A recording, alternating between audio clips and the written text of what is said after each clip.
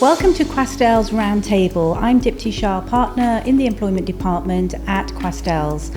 As an employment lawyer, I regularly have discussions with business leaders, employers and HR directors as to concerns they have regarding their workforce. A common theme that is emerging is the lack of emotional investment by employees and difficulties with recruitment and retaining good talent, particularly after companies have spent a great deal of money in training and development only to see their staff leave and join another organisation. This got me thinking as to the issues that are relevant today more than ever. Microaggressions in the workplace, discriminatory practices, lack of diversity in senior leadership roles all play a part in this new phenomenon of quietly quitting, where employees detach from the purpose of their organizations. With the advent of a new demographic of millennials and Gen Z, we are seeing individuals looking for purpose-driven organizations that have sustainability goals as regards their workforce, which includes diversity and inclusion. So let me introduce you to my two guests. These are the CEOs of two of the largest children's charities in the UK, Lynn Perry of Barnardo's, and welcome Sir Peter Wanless of NSPCC. Thank you for joining me today. If we can get straight into our discussion, I would like to ask you, Lynn, if I may start with you, what you understand inclusive leadership to mean. Well, I think in an organisation like Barnardo's, it's a very values-driven charity. And one of our values is about respecting the unique worth of individuals. And what that means for us is respecting and valuing diversity. It means that we celebrate diversity and that we seek to recruit and reach diverse communities through the work that we do. It's really important, I think, that this is seen as integral to everything that we do within the charity and within the sector. So talking about it in the abstract in this way, I think is important so that people can understand something about how you lead an organisation with a focus on inclusion at the heart of everything that you do. But that principle of it being marbled through all activity, I think, is something that we have also been spending a lot of time thinking about to make sure that equality, diversity, inclusion, people and culture, and reaching communities are at the heart of all of our considerations. And that has to be led at every level. So it needs to be woven into the thread of your culture. Absolutely. So it's part of the tapestry of the culture within our charity, and that's not to say that we don't have work to do, but that's the approach that we are seeking to take here. So it's both focusing on this intentionally for impact, but also making sure that it is marbled through all of our activity. Well, I'll be talking to you about how you've managed to do this. If I can turn to you, Peter, what is the value that you saw in initiating an inclusivity program and having vested leadership in that? Well, the NSPCC as an organisation and myself personally have been on a bit of a journey here. I mean, bear in mind, I spent the first 10 years of my career in the Treasury, and a lot of people say that means you know the price of everything and the value of nothing. But money is really, really important in a charity like ours because 90% of what we spend comes from voluntary donations. So you've got to have a really strong focus on impact and the difference that your money makes. As Lynn said, we are mission-driven charities. Our charitable purpose is to prevent cruelty to children. So children and the impact on children must come first. So I think we've always been strong on children, we've always been strong on money, and then the transmission mechanism between the two is people. So if we are setting ourselves up to say, every childhood is worth fighting for, we need to connect with and understand and appreciate every child's life, and the mix of people that we harness to utilise that money to best effect to achieve our charitable purpose will be most productive and most effective if we get the very best out of all those people. So I think it was an acknowledgement and a recognition that we were not necessarily attracting and retaining a group of people who were really representative and connected to all children, and we were not motivating and inspiring and encouraging all the people in the organisation to be the very best person of themselves that they could be as individuals and in teams. And when you put all of that together, why wouldn't you invest in inclusivity and engagement and seek to inspire a really diverse mix of talented people to achieve the best they can? And both everything that you have said is absolutely on point. What I want to delve deeper into is to why leadership in an inclusivity program is important, as opposed to this being just an HR initiative. It matters top down, but also bottom up in having that investment and motivation from all parties. How has, as leaders, how have you managed to approach this? So we talk about an inclusivity triangle, which has 3 points. So one is the diversity and the makeup, the composition, visible and invisible, of the leadership team, trustees, senior leaders. Now, I'm a straight white male. There's not a lot I can do about that, but I can appreciate and understand, and I can signal value in lived experience as a factor in the way in which we recruit and reward and celebrate one another. I don't talk about it very much, but I will for this podcast, and I did for our disability lived experience staff network group. I have a neurodiverse son, and that has had very significant impacts on my attitudes to life and work and what we have done as a family. It's well out of my comfort zone to talk about that publicly, but I think and it's not a kind of competition to. Thank you for sharing. That's one. So that's kind of transparency and acknowledgement. That is point one. Point two then is inclusive leadership itself, and building, all of us building our skills and appreciation and understanding of what people expect inclusive leaders to behave and demonstrate. So we have had 360-degree appraisal of our 50 or 60 senior leaders. We're just coming into the third year of doing that. So that is a very deliberate assessment, not just of what we think of ourselves, but how we are consumed by others, which then generates behaviours for each of us to work on. And I will declare what my behaviours that I'm going to be working on as a consequence of that are, so people can see that everyone learns from this. And then the third one is all around, psychological safety in the organisation, and how do we create, to Lynn's point, a culture in which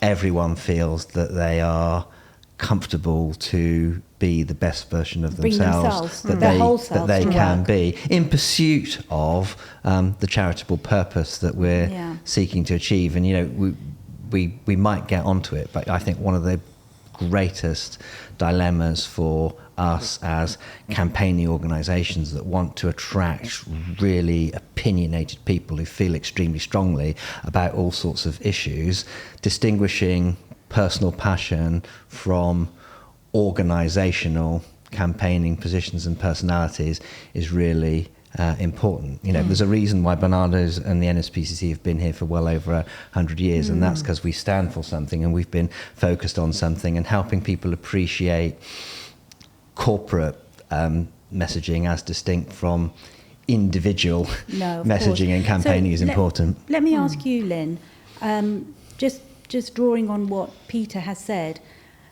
how do you avoid judgment in implementing enablers, such as dealing with unconscious bias, for example, as Peter touched on?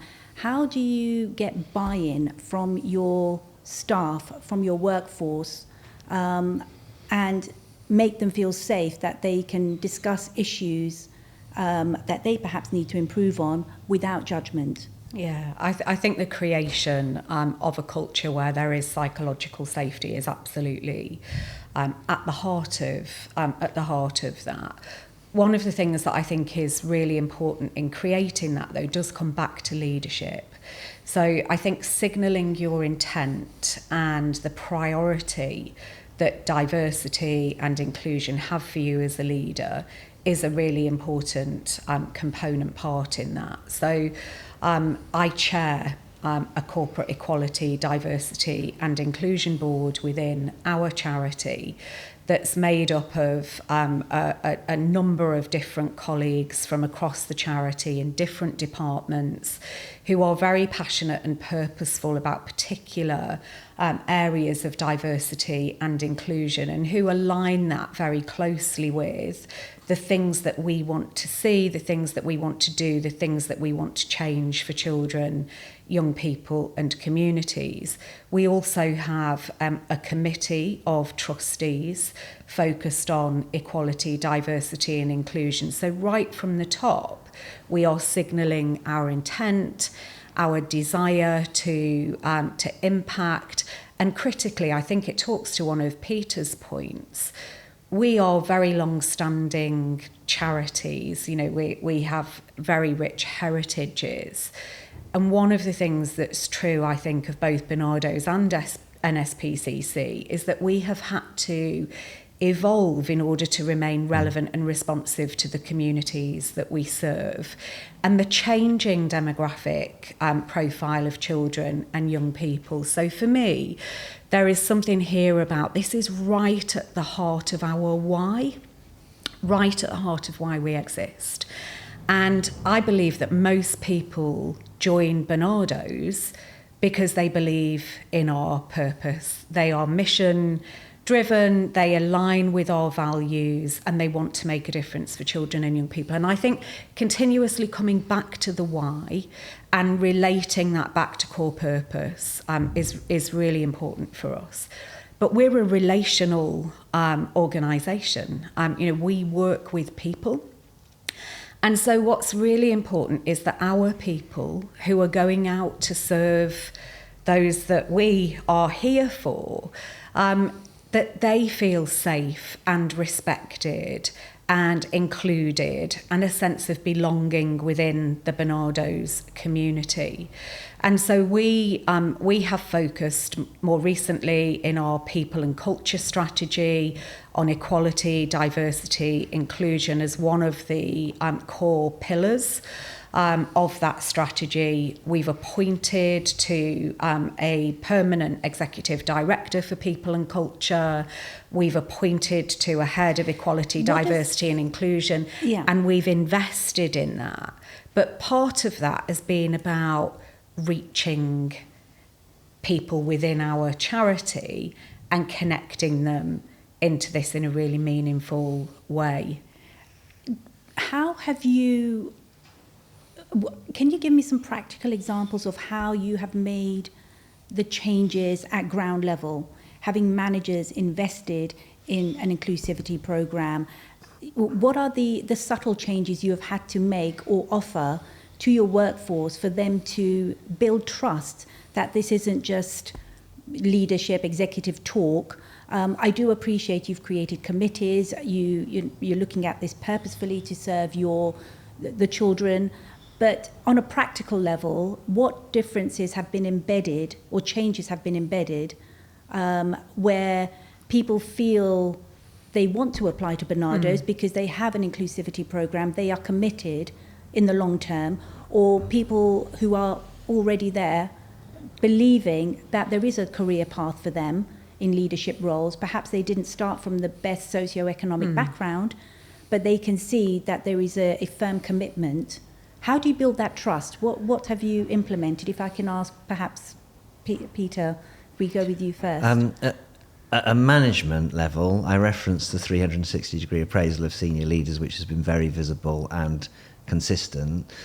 We have run a management development program for everyone who is a manager, which has an inclusive leadership component within it. So there's a consistency of expectation and competence. Beyond that, I think it's really important that we hear from the organisation itself. So we've actually just put a new shop window on the NSPCC website. So if you come to think about applying to the NSPCC, you come straight into people who work for us themselves talking about what it feels like to be employed by us. So that's really how you start. And are you seeing a difference? Are you seeing definitely. And this is a revelation for me. And you talked about Gen Z and all of a sudden in your introduction. Now I increasingly feel like an old man. You know, when we did our, which is a protected characteristic, the age, isn't it? But when we did our last employee engagement survey, and we asked people what they were most proud of in what the NSPCC has done. Now, I would have expected the progress that we've made to secure an online safety bill or something around internet safety would have number one. No, number one was the progress which we're making on EDI. Okay, so you have metrics to support. So, yes, and this is what the people are saying to us. So there is no difficulty in generating a conversation and a connection on this sort of issue. Frankly, I have got no choice but to engage with this, despite thinking it's really important. A big challenge is how do we pick, choose, select, focus on a manageable number of material changes that make a palpable difference to the organisation, as opposed to running everything in rather undifferentiated fashion. And that, for a leader, I think, and especially for the director I have who leads on a lot of this stuff, he spends an inordinate amount of time managing the passions of many people who desire for us to put the thing we've got in 17th priority at the moment up to number 6 or whatever. Right. And we're saying, no, we must keep coming back to a small number of things which matter most to children and the impact we can have as an organisation. And we have that independently scrutinised and validated by a third-party organisation. So we take all these voices, but then we don't decide for ourselves. We have experts in this space come in and say, well, yeah, these are the things that you're going to go for. So again, I think that third-party scrutiny and validation gives a credibility inside and outside the organisation to what we're doing. Imagine. Yeah. I think that's really important. We run a colleague survey, and we ask those questions which you might describe as sort of cultural health indicators about the organisation within the colleague survey. So I talked before about the importance of investment and having people who will lead this, but also striking a balance between marbling through. It is really important that we keep track of progress, and that's what our colleague survey will enable us to do. So I'm really pleased, actually, since we have made some of the changes that I talked about earlier. We've seen an upturn in almost every domain in our colleague survey, which signals the cultural health and development of the charity. But there are lots of initiatives that sit beneath that. So things like, from mandatory equality, diversity, inclusion training for colleagues who join the charity during their onboarding process, right the way through to things like an emerging leaders programme with a targeted focus on women in leadership, and also a targeted programme for colleagues of African, Asian and Caribbean heritage. So we're trying different things focused on emerging leadership, to support people to see what the progression opportunities might be within the charity, and to value and celebrate the diversity that we have, and enable progression of that. We've also had a reciprocal mentoring program, which has run for a number of years now within Barnardo's, and I think the opportunity for people to learn in a very qualitative way from colleagues who are generous enough to share their lived experience with us really helps us to think differently about how we do things. So data is really important, and actually we've been developing a lot of performance indicators linked to our plans so that we can measure progress, but also that qualitative and deeper learning and development for all colleagues in the charity is something that gets supported through things like reciprocal mentoring. And I personally have done a number of the reciprocal mentoring programs now, and I talk about them in the charity to others and try and get other people onto them and outside the charity. Anyone who's willing to listen. So you inspired me to do that, Lynn. Fantastic. Yeah.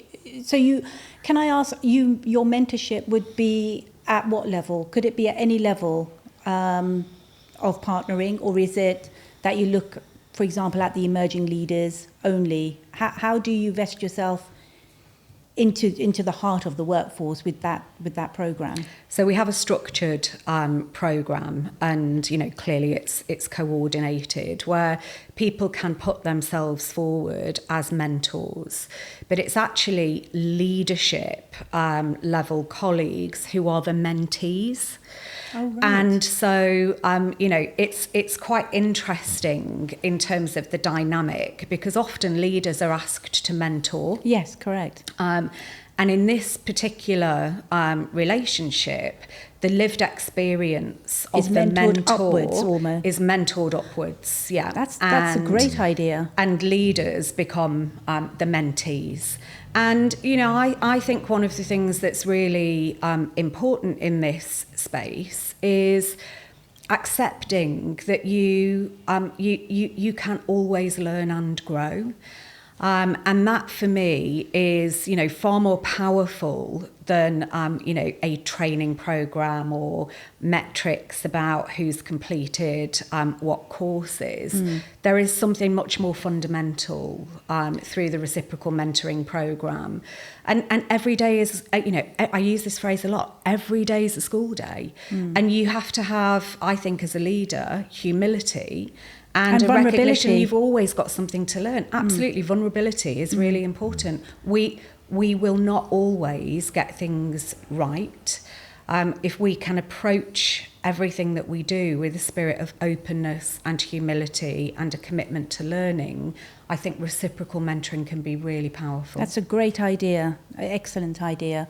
How do you deal with, just going back to something both of you touched on actually, how do you deal with a potential challenge where those groups that you are putting forward in emerging leader programs, women, those from ethnic backgrounds, is there a possibility that those who don't have protected characteristics or are not from disadvantaged groups may feel marginalized?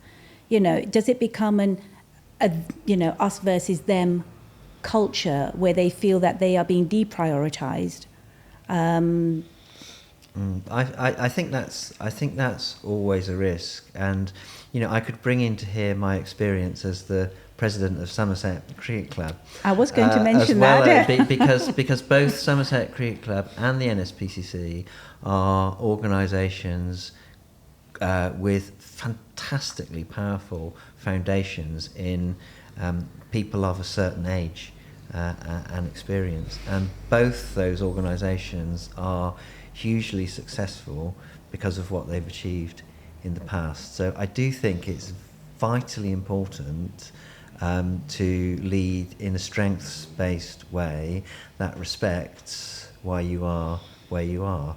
But that's not just because you have been successful in the past doesn't define how you're going to be successful in in the future. So to Lynn's point about being relevant for the current times and the times ahead, that's the circle to square. So I think, in the communications, it is really important to take people with you and to be respectful and to create. Now, sometimes the language of EDI and inclusivity and all of that can sound a bit threatening to people of a certain age. But if you ask them open questions about what is it that's really special about this organisation, what was it that made you choose to associate with the NSPCC or become a member of Somerset County Cricket Club, and they will say it was the family, it was the sense of welcoming, the belonging, So it goes back the to friendships purpose. I've made. Yeah. So if that is the case, why wouldn't you create that opportunity and open it up to many more people? So you're suggesting creating or reminding staff and managers and those who may feel they're being left behind as to the common purpose, and the type of people who'd want to work for charities hopefully would understand and have that buy-in quite readily. But what you're suggesting is bringing it back to purpose and the bigger why. So cricket is in crisis, rightly in many respects, because of the exclusivity of the behaviours of many people in the game. But I think in racing forward to address that nationally, the game has almost deliberately chosen to ignore individuals, and often many volunteers, who are passionate about the game and passionate about including and involving lots of people in the game. But by racing ahead to the future and ignoring and crediting the good things that have happening in the past, you've created this disconnect. So as the president of the club at Somerset, a major I have cricket been club, yes, actively listening to the people who are associated with the club to understand where they're thinking and where they want to go, and that's how you unlock this kind of common language and shared sense of purpose, and get away from the suspicion that it's us versus them, or in order to create opportunity for some people over here, it necessarily must be at the expense of other people over there. I could talk all day about cricket. My son's he plays cricket. Our family all love cricket. But just homing in on that point in the workplace, or even in a cricket club where you're rolling out a program of inclusion. It's a real fear, I think, for people to invest their time and commitment that they themselves may miss out on opportunities because you're creating a pathway for underrepresented groups. Have you come across that in either of your programs, and how have you or would you manage that suspicion? So we run a wider Emerging Leaders programme. So we run that and targeted programmes. So I don't think that has presented as a particular area of challenge for us. But were it to, I think connecting back to the why we're doing that work is really important. I talk all the time in Barnardo's about the pursuit of excellence in everything that we do, and inclusive services for children, young people, families, communities is a really important part of what it means to pursue excellence. I want all of the children who might be eligible for support from a charity like Barnardo's to recognise it as their charity. It's so important that our offer is relevant and that it's responsive to a diversity of needs, that there is a very compelling case here. And representation is one of the things that mean that people can look at Barnardo's or at NSPCC and see it as their charity. So I think right from the way in which we represent our brand, in the external world, to the way in which we communicate those key messages about why this matters within our charity is all a part of compelling people to come with us on this journey. And it's never once and done, is it? We're going to continue to evolve this work, and so appealing to people's values, to our purpose, to the mission that calls them to join us, is really at the heart of a lot of that. So this brings me naturally to the next question, which is, given the time, effort, commitment both charities have put into inclusive leadership in rolling out programs with, let's face it, limited resources, being in the charitable sector, would you be more selective about where your endowments are invested if private sector companies do not endorse a similar type of program, whether as standalone or as part of a wider ESG framework? Would you be more circumspect as to where you look at partnering for your donor fundraising? So we do have ethical screens on our investments. So the answer to that is yes, and up to a point. And the point we're at is being challenged by our Young People's Board for Change and the voices and perspectives of the young people coming through, who are ambitious for us to go further in that space. So we're having an active discussion between the young people who are associated with the governance of the charity and those legally responsible for the governance of the charity and charged with achieving as much as we can, as best we can for children. So it's a very topical and live question, and so it's yes, definitely a consideration. Extend a matter for debate and choice. I think it extends beyond sort of investment decisions. So, whenever we're thinking about who do we partner with, there will be various lenses through which, we will want to consider partnerships. But, values alignment and a commitment to the things that we're talking about here today are certainly lenses that would be really important. And I think to Peter's point, children and young people are much clearer about the agendas that matter to them now. And to your earlier point, much clearer about companies that they might want to engage with themselves and be employed by. Yeah. And, within Barnardo's, we want to be an employer of choice. And that means that we do, from an accountability point of view, need to be very clear about our position, our ethics, our values, and the things that matter to us. So I want to draw parallels with the private sector in that respect. We have touched upon purpose-driven organisations, people having more choice and insight into where they want to work. They were looking at long-term sustainability. From what you and Peter have said this morning, you've done a fantastic job in your charities. You can clearly see there's been a difference in your recruitment, in your retention. You have metrics to support that. What would you say to businesses that are considering rolling out such a program in terms of value to them? We obviously talk about brand value and increasing staff retention, but what advice would you give to them if they are contemplating inclusive leadership as a long-term goal? Well, firstly, I think Lynn's point about being able to attract and retain the workforce of the future is a vitally important consideration. Secondly, there are some companies that are powering ahead with this stuff already.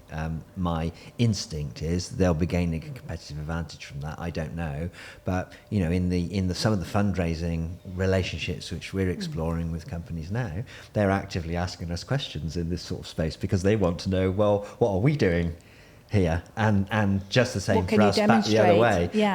So there's a in some parts of the private sector there's some really exciting and interesting development here. So another imperative, I think, for companies who are in the foothills of all of this, or haven't got around to thinking about it, is there is some of your competitors may well be stealing a march on you here. So they would be two considerations. I think it would be important to consider. No, absolutely. I mean, I think, quite often we, because of the sector we're in, look at this through a lens of values and what's the moral imperative. But I think we should also be really clear, that there are legal duties in respect of equality, diversity, inclusion in the workplace. And in my view, there are competitor advantages is probably not the right way to frame this, but if you will hear me out, I think there is a financial case here too, because what you get if you commit to increasing diversity within the workplace, which you can only do actually if you improve the inclusion piece, what you get is diversity of thought.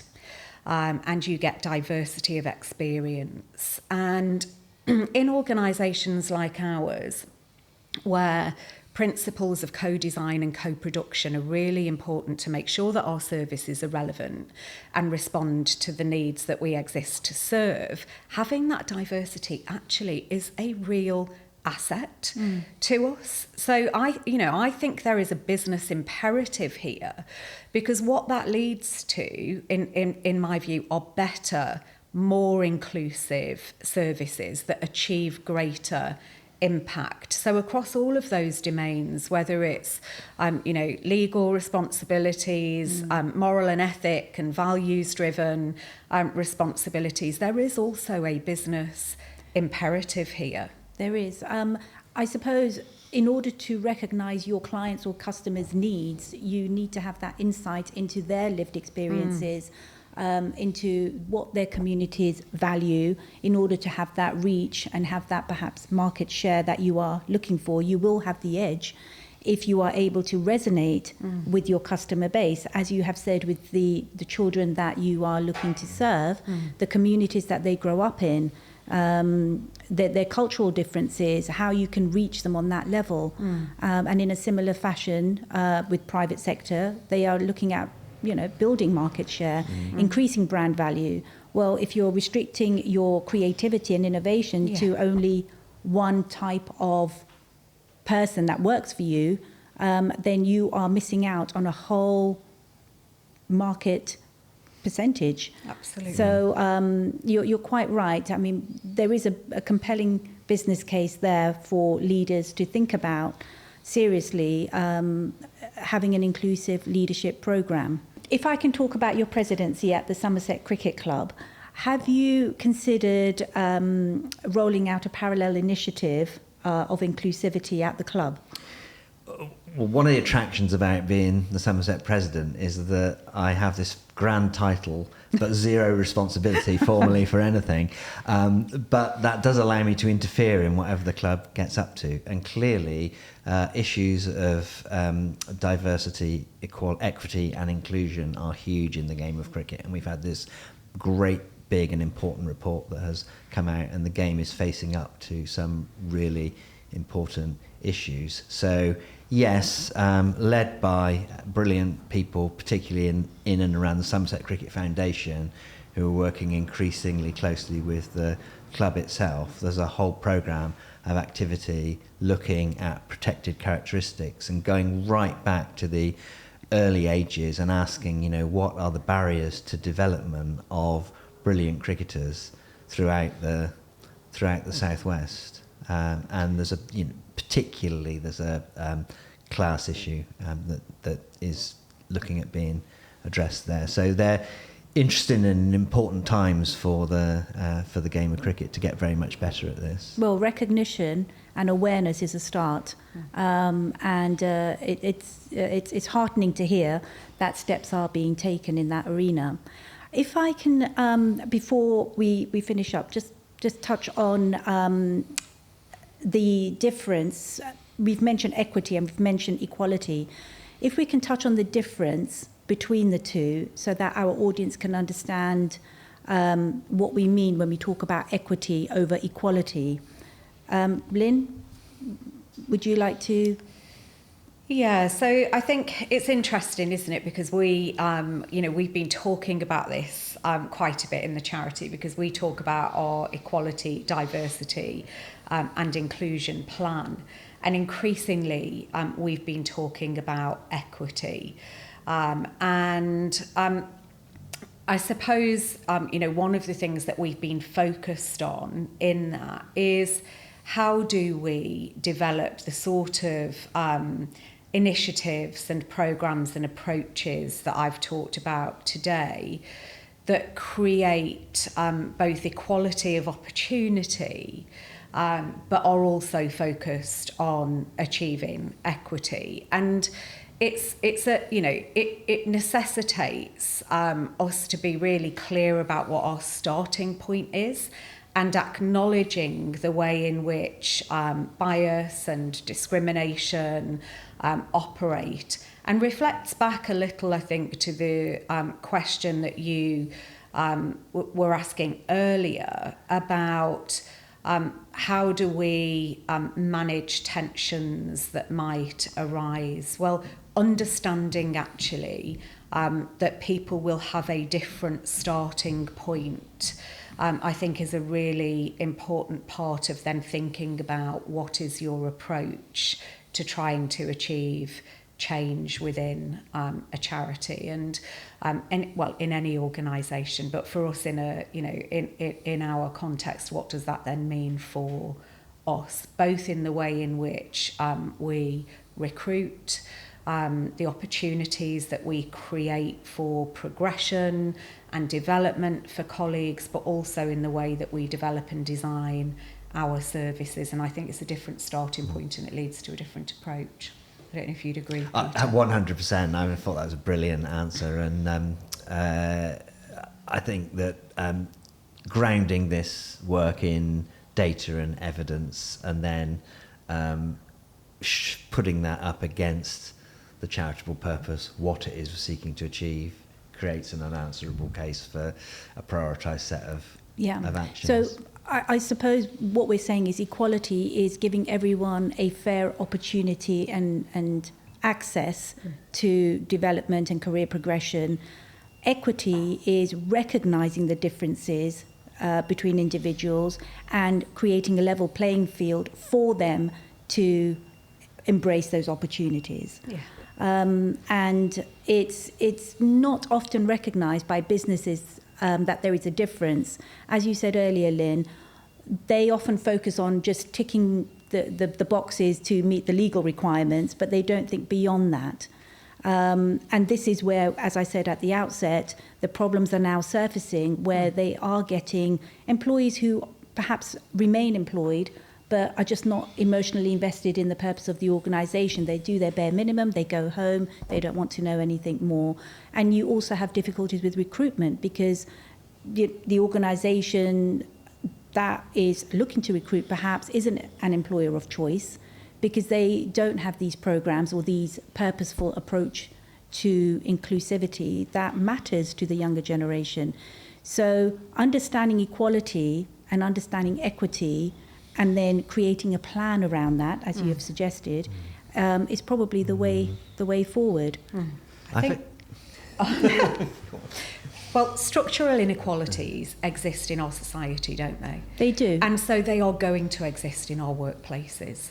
Subconscious biases are something that has to be tackled at every level. It's absolutely. We can't ignore that fact. This is not about inequality out there. We do not exist in a vacuum. No organisation exists in a vacuum. And therefore, having an understanding of how those structural inequalities operate and demonstrating a commitment to doing everything that you can within the organisation that you're in to recognise and address those is fundamentally the most important, starting position, I think. So, first and foremost, we have to recognise that there are challenges for us to address, but there are also opportunities for us to make our organisations more diverse, more inclusive, more innovative, more exciting, more responsive to need in this space too. Yeah. I was just going to make a different point about whilst it's really important to motivate and inspire and engage our people through this sort of work while they're with us, we're not a large enough organisation for very many of them to chart an entire career through the NSPCC. So they're going to move on and out, and hopefully maybe at some point come back. But if each individual who participates in the NSPCC for a while, whether as an employee or as a volunteer, leaves as an active, authentic ambassador for what we're seeking to achieve and the culture which we have developed, then that's great news for the charity and our cause to have them out and about and advocating in that way. And it's great news for the nation in terms of the power which we build together to tackle some of these structural inequalities which have created far too many deep social injustices for too long. We all know that change is hard, and I think you have both demonstrated a firm commitment in this regard, in this space. Can I ask each of you what you envisage you want to see happen in the next 10 to 15 years after this investment has been made? Can I start with you, Peter? I'm going to risk answering this as a citizen and an individual rather than as the Chief Executive of the NSPCC.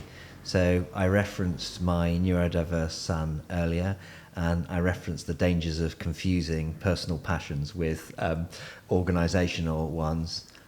I think the levels of unemployment and long-term unemployment for autistic children are an absolute disgrace, and there are so many simple and practical steps which, if applied with consistency through inclusive leadership, could unlock an extraordinary number of incredibly talented people to be contributing to the workforce. Do you have any examples you might have in that? I can give you loads of examples of terrible things happening to of the positive changes that could be embedded. Well, it's all about reasonable adjustments. It's about listening to and understanding and respecting the anxieties which people have and which can be accommodated when they're understood. I mean, I could do a 10-hour podcast. Oh, maybe we'll do another one after personal and that's my specific hope would be that in 10 years' time, this whole stream of people would be engaged and employed productively in society. But you could apply that to so many other groups of people who've experienced discrimination in and around the workplace, so that our organisations would be, generally speaking, very much more representative of the population as a whole, and as a consequence, the impact that which we were having for children, we could honestly say was having a consistently positive impact in all communities. Well, we've made an excellent start with what you have and Lynn have rolled out in your respective charities. Can I turn to you, Lynn? What would you want to see in 10, 15 years' time? So I think there's a lot in what Peter said, actually, that I would agree with and want to see. One of the things that I'm really concerned about is, a widening gap in things like health inequalities, for children, very much driven at the current time by things like the long shadow of COVID, that butting up against a cost of living crisis for families, socioeconomic inequalities as a driver of other poor outcomes. And change in that context, is going to take time. Cultural change in organisations takes time. But one of the things that I would like to see is better representation within our charity, because I think that enables us to better respond to some of those needs and those widening gaps in inequalities, and to better challenge and champion for change in that. So reach is very important to us, and I want Barnardo's to be able to reach children and young people in need in all communities, because Barnardo's is recognised as their charity and as a real influencer of change. So we've talked a lot here about data, we've talked about lived experience. I think we have a responsibility as large children's charities working with really significant populations of children and families to influence for some of that change, and to be the voice, but also to create the platform for other people with lived experience to have a voice and be agents of the change that we want to see. Well, I certainly think that you will have some influence on our audience. You've both been fantastic, very inspiring leaders, recognising the need for change, that our communities are have evolved, are a lot more diverse. And I'm sure that our audience will feel inspired to look into this further, and perhaps read more about your initiatives on your websites, because inclusive leadership from the top is more important than ever. Thank you to you both, and I look forward to talking to you again soon. Thanks, Dipti.